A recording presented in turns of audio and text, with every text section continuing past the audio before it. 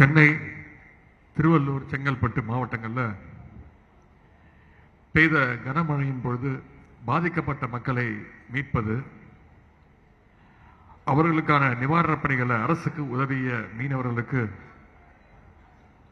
நன்றி தெரிவிக்கின்ற இந்த பாராட்டு விழாவில் தலைமையேற்று நடத்தி கொண்டிருக்கக்கூடிய மாண்புமிகு மீன்வளம் மற்றும் மீனவர் நலத்துறை அமைச்சர் அண்ணன் திரு அனிதா ராதாகிருஷ்ணன் அவர்களே, முன்னிலை வைக்கக்கூடிய மாண்புமிகு மருத்துவம் மற்றும் மக்கள் நல்வாழ்வுத்துறை அமைச்சர் அண்ணன் திரு மா சுப்பிரமணியன் அவர்களே, இந்த நிகழ்ச்சியை இவ்வளவு சிறப்பாக ஒருங்கிணைத்திருக்கக்கூடிய நம்முடைய இந்து சமய அறநிலைத்துறை அமைச்சர் அண்ணன் திரு சேகர் பாபு அவர்களே, வணக்கத்திற்குரிய சென்னை மாநகர மேயர் சகோதரி பிரியா அவர்களே, நாடாளுமன்ற உறுப்பினர்கள் சகோதரர் கலாநிதி வீராசாமி அவர்களே, சட்டமன்ற உறுப்பினர்கள் சகோதரர் கே பி சங்கர் அவர்களே, சகோதரர் ஐட்ரி மூர்த்தி அவர்களே, அண்ணன் மயிலை வேலு அவர்களே, சகோதரர் எபினேசர் அவர்களே, சகோதரர் திரு பாலாஜி அவர்களே, சென்னை மாநகராட்சி பணிகள் குழு தலைவர் மாவட்ட கழக செயலாளர் சகோதரர் சிற்றரசு அவர்களே,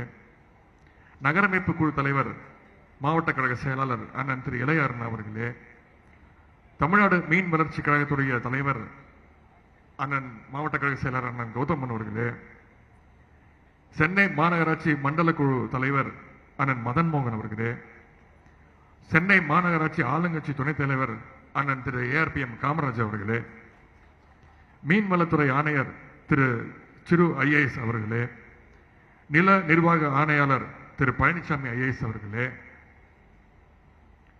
சகோதரர் சுபேர்கான் அவர்களே, திரு லட்சுமணன் அவர்களே, அண்ணன் பொன்னரசு அவர்களே, சகோதரர் சசிகுமார் அவர்களே, சகோதரர் பிரகாஷ் அவர்களே, அண்ணன் ஜிவி உள்ளிட்ட அனைத்து கழக நிர்வாகிகளே, சகோதரர் உமரசங்கர் அவர்களே, மீனவர் நலவாரிய உறுப்பினர்களே, நிர்வாகிகளே, இங்கு கூடியுள்ள மீனவ நண்பர்களே, அனைத்து அரசு அலுவலர்களே, பத்திரிகை நண்பர்களே, உங்கள் அனைவருக்கும் இந்த நேரத்தினுடைய வணக்கத்தையும் நன்றியும் நான் தெரிவித்துக் கொள்கின்றேன்.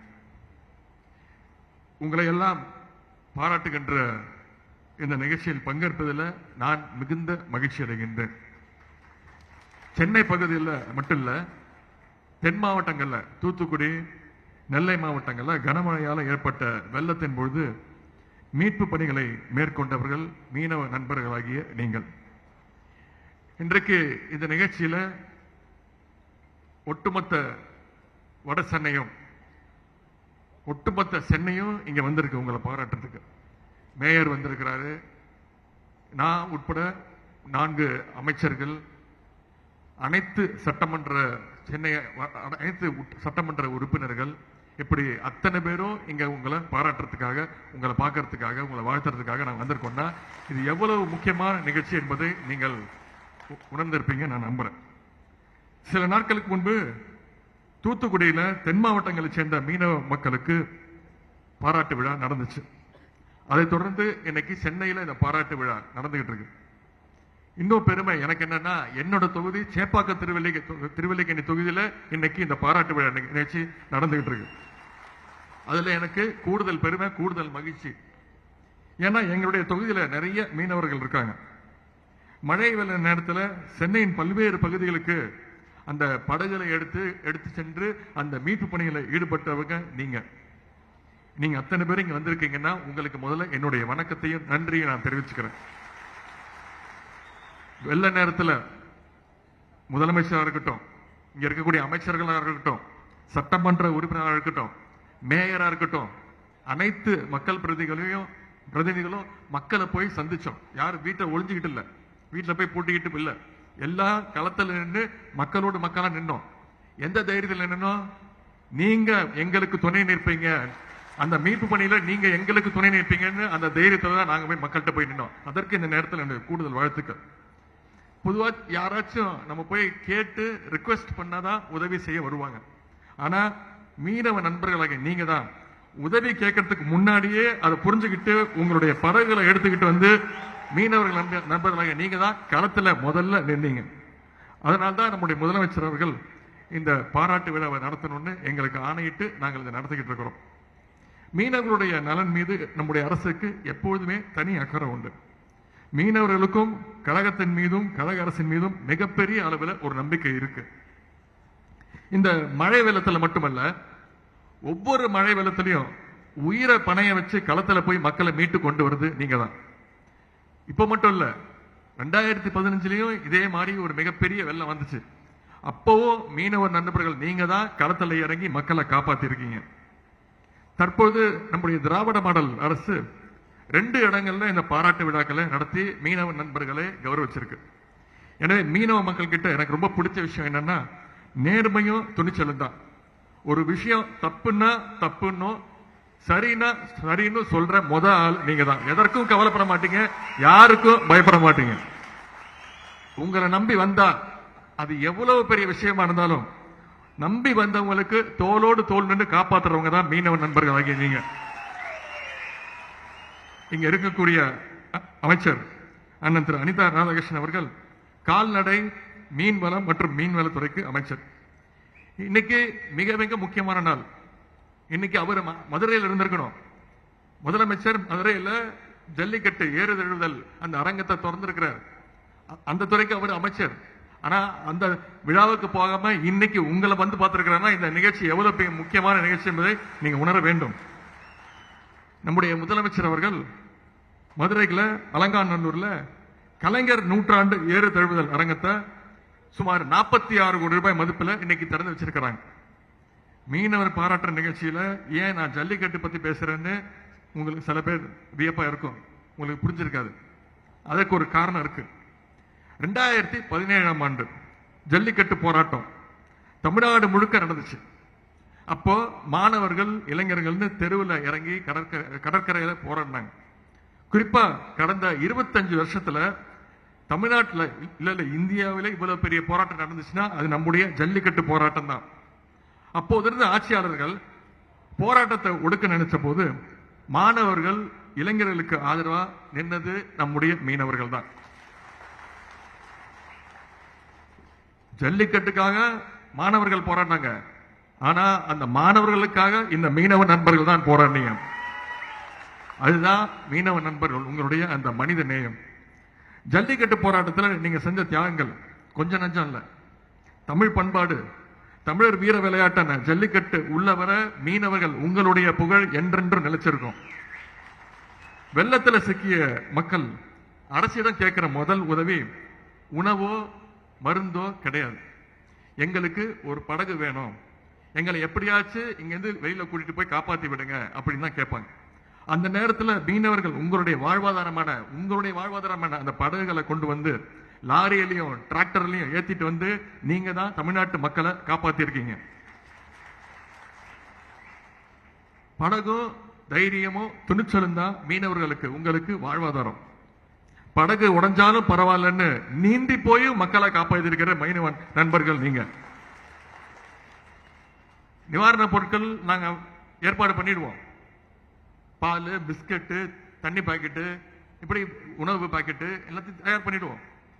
ஆனா இதை எப்படி கொண்டு போய் மக்கள்கிட்ட சேர்க்கணும்? நீங்க தான் அதற்கு முன்னாடி நின்னீங்க. உங்களோட உதவி இல்லாம எங்களுடைய அரசு ஏற்பாடு செய்திருக்கக்கூடிய நிவாரண பொருட்களை கூட நாங்க மக்கள்கிட்ட சேர்க்க முடியாது. அதை கொண்டு போய் சேர்த்தது நீங்க தான். தூத்துக்குடியில் நான் இருந்தேன். நம்முடைய அமைச்சர் அண்ணன் அனிதா ராதாகிருஷ்ணன் அவர்கள் இருந்தாங்க. அக்கா கீதாஜி இருந்தாங்க. நாடாளுமன்ற உறுப்பினர், கழகத்துறை துணை பொதுச் செயலாளர் அத்தை கனிமொழி கருணாநிதி தொடர்ந்து 1 மாசம் களத்தில் நின்று மக்கள் பணி ஆற்றி இருக்கிறோம். எல்லாம் இந்த மழை வெள்ள பாதிப்புல அரசுக்கு ஒரு நல்ல பெயர் கிடைக்கிறதுக்கு உங்களுடைய பங்களிப்பு மிக மிக முக்கியம். நிலைமையை புரிஞ்சு கொண்டு மக்கள் தான் முக்கியம் என அரசுக்கு துணை நின்றீர்கள். இங்க நிறைய அரசு அலுவலர்கள், துறை அதிகாரிகள் அத்தனை பேர் வந்திருக்கிறீங்க. வெள்ளம் வந்த நாட்கள்ல வீட்டுக்கே செல்லாம களத்துல நின்று நீங்க அத்தனை பேர் பணியாற்றி இருக்கிறீங்க. உங்களுடைய ஒருங்கிணைப்பு இல்லாம இந்த மீட்பு பணிகள் மற்றும் நிவாரண பணிகள் சாத்தியமாக இருக்காது. எனவே உங்களுக்கும் என்னுடைய பாராட்டுகளையும் என்னுடைய அன்பையும் வாழ்த்துக்களையும் நான் தெரிவிச்சுக்கிறேன். இந்த அரசு மீனவர்கள் நலன் அக்கறை உள்ள அரசு மட்டுமல்ல, மீனவர்களுடைய மனதை, உணர்வை உணர்ந்த அரசு. அதனால்தான் கடந்த 2.5 ஆண்டுகள்ல ஏராளமான நலத்திட்டங்களை மீனவர்களுக்காக கழக அரசு நிறைவேற்றி இருக்கிறது. மீனவர்கள் நல வாரியத்தின் உறுப்பினர்கள் இயற்கை மரணம் அடைகிற பொழுது அவருடைய குடும்ப உறுப்பினருக்கு ரூபாய் 15,000 என்ற இருந்த நிவாரண தொகையை உயர்த்தி ரூபாய் 25,000 நம்முடைய கழக தலைவர் அவர்கள் அறிவித்தார்கள். அதேபோல் மீன்பிடி படகுகளுக்கு உரிமம் வழங்கும் காலம் லைசன்ஸ் 1 வருஷத்திலிருந்து 3 வருஷமா நம்முடைய தலைவர் முதலமைச்சர் அவர்கள் உயர்த்தி கொடுத்தாங்க. தமிழ்நாடு மீன்வள பல்கலைக்கழகத்தில் யூஜி மீன்வள படிப்பில் சேருகின்ற மாணவர்களுக்கு 5% என்று இருந்த அந்த இடஒதுக்கீட்டை 20% உயர்த்தியது நம்முடைய முதலமைச்சர் அவர்கள், கழக தலைவர் அவர்கள். இந்திய ஒன்றியத்தில் எந்த அரசுமே செய்யாத ஒரு விஷயம். ராமநாதபுரத்தில் மிகப்பெரிய ஒரு மீனவர்கள் மாநாட்டை நடத்தி கடந்த ஆகஸ்ட் மாதம் நம்முடைய தலைவர் முதலமைச்சர் அவர்கள் தான் அதில் சிறப்பு விருந்தினராக பொறுப்பேற்றார்.